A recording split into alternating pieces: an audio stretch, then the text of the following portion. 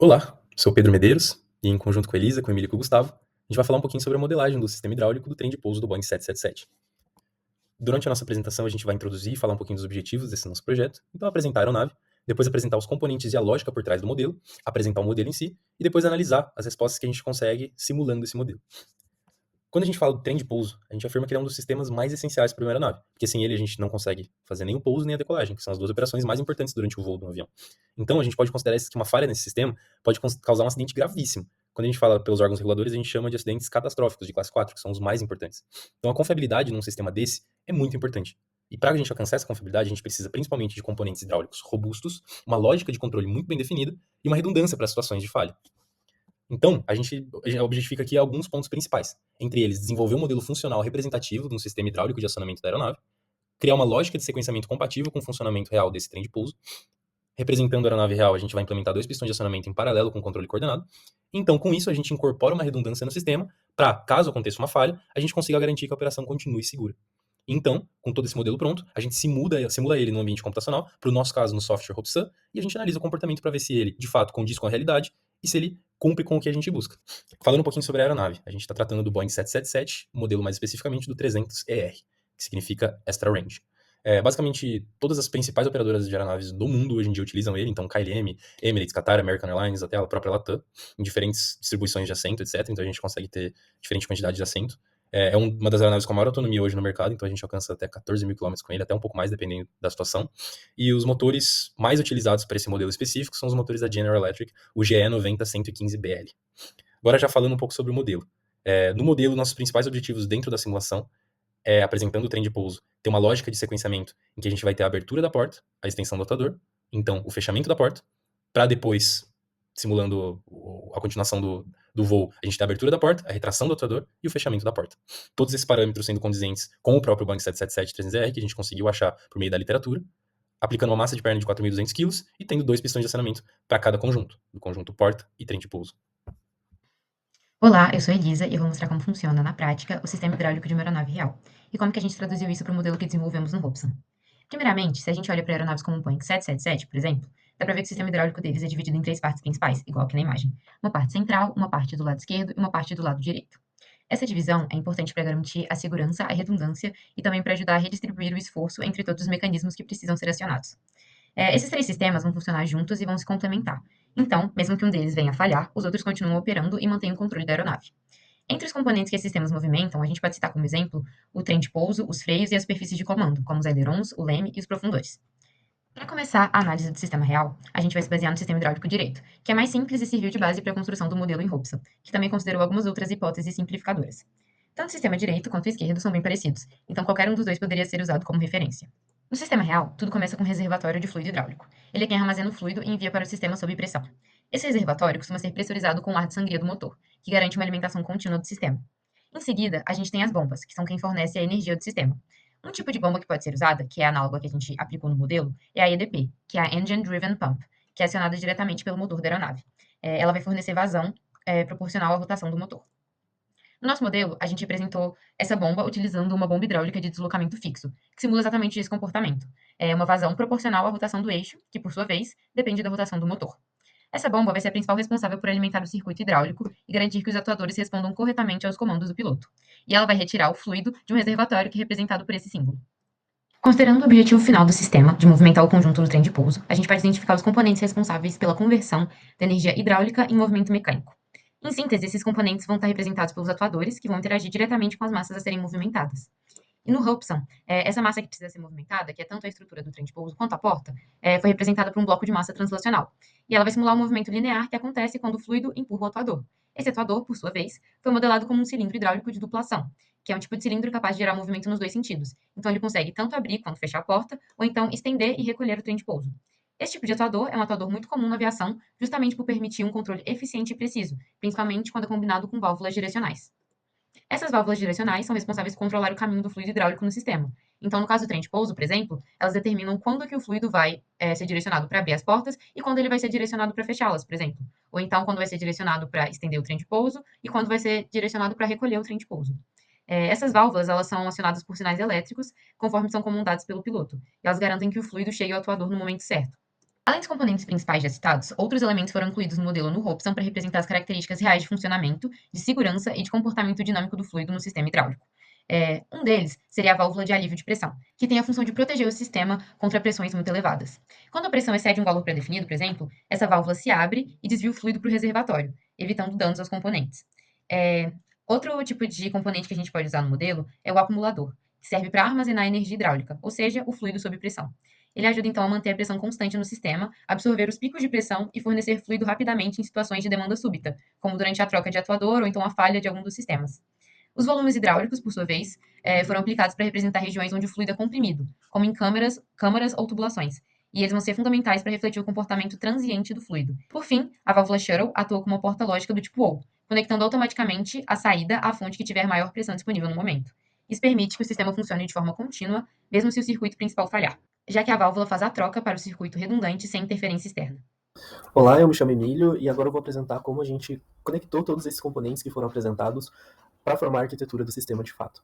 Bom, nessa tela a gente consegue ver toda a arquitetura do sistema sem a parte dos comandos lógicos ainda, e a gente consegue reparar que o sistema do trem de pouso, que está dentro da caixinha verde, é idêntico ao sistema de acionamento da porta do trem de pouso, até porque o princípio de funcionamento desses dois sistemas é igual, então eles são realmente uma cópia uma da outra.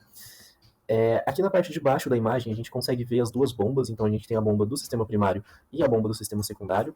Elas contam com um acumulador de pressão, que serve para evitar que haja picos de pressão no sistema, e também com essa válvula de alívio que vai aliviar a pressão caso ela atinja um valor muito grande. Passando agora para o sistema de fato do acionamento do trem de pouso, que novamente é idêntico ao do trem de pouso, a gente consegue ver que existe uma redundância nesse sistema, então existe todo um sistema primário e todo um sistema de redundância, ou seja, um sistema secundário, para o acionamento. Essa primeira válvula que a gente consegue ver no sistema, ela é uma válvula que vai selecionar qual sistema vai estar de fato operante, né, se vai ser o sistema primário ou a redundância. Após isso, a gente tem uma válvula seletora. Essa válvula seletora ela vai definir se o pistão, por exemplo, do trem de pouso vai ser expandido ou retraído, e a mesma coisa para a porta do trem de pouso. E depois a gente tem mais uma válvula para evitar com que o fluido retorne no sistema. Finalmente, aqui na parte de cima, a gente tem o próprio pistão, né, representando o acionador. A gente tem uma massa representando seja o trem de pouso ou a porta do trem de pouso. E a gente também tem esse conjunto de válvulas que formam um circuito de bloqueio por piloto. Esse circuito é de extrema importância ter no sistema aeronáutico, porque é ele que vai travar o trem de pouso ou a porta em alguma posição desejada, mesmo havendo uma falha catastrófica nos dois sistemas de acionamento do trem de pouso. E aqui eu vou apresentar brevemente como a gente fez a lógica da falha no sistema. Né? Então essas daqui são as primeiras válvulas que eu comentei, que vão selecionar, no caso, as válvulas mais acima, se é o sistema primário, as válvulas mais abaixo, se é o sistema secundário. E elas sempre recebem um pulso inverso uma da outra através desse sinal de pulso aqui. Quando esse sinal de pulso muda de 0 para 1, significa que o sistema primário foi desacionado. Isso é a simulação da falha. E automaticamente o sistema secundário vai ser acionado. Mas o sistema secundário vai ser acionado 2 segundos depois, por conta desse delay que a gente colocou, somente para a gente conseguir, de fato, observar a falha durante a simulação, que é o que eu vou mostrar agora. Bom, aqui a gente vai rodar a simulação de fato. A gente pode perceber que por volta do instante 1 segundo, a porta do trem de pouso começa a ser estendida, e a gente vai ter uma simulação de falha em 10 segundos. Então agora a gente tem a simulação de falha, então nada no sistema funciona durante uns 2 segundinhos, a gente colocou esse delay só para todo mundo conseguir ver a falha acontecendo. Agora a gente já está com a porta do trem de pouso aberta e o trem de pouso está sendo estendido. A gente pode perceber que ele demora um pouquinho mais de tempo para ser estendido, justamente devido à massa do trem de pouso ser maior do que a massa da porta. Com o trem de pouso totalmente estendido, a porta começa a recolher. Agora a gente tem a segunda parte, né, da simulação, em que a porta do trem de pouso vai ser aberta novamente. Ela começa agora, no instante mais ou menos 40 segundos. Quando a porta é totalmente aberta, o trem de pouso começa a ser recolhido.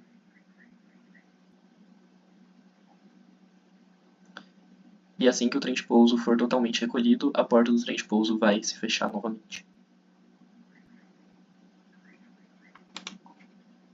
Bom, agora, após a simulação feita pelo Emílio no Robson, é importante a gente falar um pouco mais sobre a lógica utilizada nesse projeto. Mas para isso, antes a gente precisa falar sobre os comandos lógicos utilizados. O primeiro é o step, o degrau, então a partir de um momento de tempo, ele vai dar um valor de entrada, que a gente definiu como 1 mesmo. Logical not, ele inverte o valor que ele está entrando, então se você está entrando com valor 0, ele solta 1, se você está entrando com 1, ele solta 0. O ganho você consegue multiplicar por qualquer valor. Aqui a gente multiplicou por -1 só para deixar positivo os deslocamentos dos atuadores. Eu vou mostrar mais adiante para vocês. O time delay também é como o nome diz. a partir do sinal de entrada, ele vai demorar um tempo estipulado no bloco para soltar esse sinal de entrada. Continuando, tem o Logical End. Então, o Logical End ele só vai soltar o valor 1 caso as duas entradas sejam 1. Se uma delas for 0 ou se as duas for 0, ela vai soltar 0. O Logical OR, por sua vez, caso uma das entradas seja 1, ele já vai soltar o valor 1 de saída. Ele só vai ficar como 0 caso as duas entradas forem 0. E por fim, o Greater Than e Smaller Than. O Greater Than, se o sinal de entrada que você está colocando for maior que o valor estipulado, ele sai como 1. Caso contrário, ele sai como 0. E o Smaller Than é a mesma coisa, só que o número tem que ser menor do que o valor estipulado. Agora no Hobson, falando sobre a lógica do sistema, a gente começa com esse degrau de abertura do trem de pouso. Então, logo que a simulação se inicia, ele passa um sinal de 1 para essas válvulas 2,2, que vão vir por aqui e vão abrir a porta do trem de pouso representado por esse atuador. A posição desse atuador é medida por esse tradutor, que é multiplicado, que transforma em um sinal, que é multiplicado por -1, porque a posição aqui está negativa. Assim, ele passa por um comando lógico de greater than, para fazer como se fosse uma condição de caso esteja totalmente aberto. Então, aqui, caso esteja totalmente aberto a porta, que é a condição que a gente se encontra no momento, ele vai passar um sinal de 1 até o sistema hidráulico do trem de pouso. Com isso, ele vai permitir que o fluxo seja passado, estendendo o trem de pouso. Com a extensão do trem de pouso, vai ter basicamente a mesma lógica da porta do trem de pouso, com o valor com uma posição totalmente estendida por esse greater than. Assim, a gente vai pular essa parte, mas assim que esse aqui tiver positivo, tiver valendo 1, por causa da extensão do trem de pouso, ele vai inverter, ele vai dar um sinal de 1 aqui para a válvula 4.2 do sistema da porta do trem de pouso. Com isso, vai inverter o lado do fluxo, fechando a porta do trem de pouso. Falando agora sobre o recolhimento do trem de pouso, será acionado, da mesma forma como a abertura, um sinal degrau. Aqui, nesse ramo de sinal, está passando o sinal 1, por conta da total extensão do trem de pouso. Por conta disso, quando esse sinal ativa, ele vai passar aqui de 0 para 1, então aqui de 1 para 0, desligando esse end. Com esse end desligado, com esse end aqui sendo 0, vai passar o sinal de 0 nesse OR, voltando à posição inicial, ou seja, vai passar o fluxo hidráulico por aqui e vai abrir novamente a porta do trem de pouso. Da mesma forma como feito para a extensão, vai ter o sinal de greater than aqui indicando a total abertura da porta, só que dessa vez esse sinal vai vir até um comando lógico de end. Esse end é feito para conseguir inverter a porta, a válvula 4.2 aqui e recolher o trem de pouso. Só que se esse comando de greater than fosse diretamente conectado, ele iria ser ativo logo na primeira parte de extensão do trem de pouso. Então, por isso, a gente precisa conectar um sinal com o botão do recolhimento do trem de pouso, para somente quando as duas condições estiverem satisfeitas, ele passar o sinal aqui como 1 e realmente recolher o trem de pouso. Uma vez recolhido o trem de pouso, agora ele vai passar um sinal aqui de smaller than, então indicando que ele foi totalmente recolhido. Então, com o sinal totalmente recolhido, esse ramo aqui de sinal vai passar a ser 1, e aqui sendo 1, a gente novamente faz faz a utilização do comando lógico de end, juntamente com o botão do recolhimento do trem de pouso. Quando as duas condições estão satisfeitas, então um de estar fechado o trem de pouso mais um do botão do recolhimento do trem de pouso está apertado, vai passar o valor 1 aqui no OR, então como ele precisa só desse sinal, aqui vai ativar como 1, invertendo o lado do sistema de fluxo e fechando novamente a porta do trem de pouso e assim fechando as duas condições. Bom, e agora, para concluir o nosso trabalho, é bom ressaltar que o sistema então é funcional e ele consegue atender os requisitos do projeto, ou seja, ele consegue abrir e fechar, ele consegue realizar os dois movimentos, tanto da abertura e fechamento das portas, quanto estender e recolher o trem de pouso no tempo certo. E além disso, ele também possui uma redundância contra as falhas. Então, como mostrado na simulação, quando há falha, ele consegue ativar o sistema secundário e ainda continuar funcionando. Por hoje foi só isso. Muito obrigado.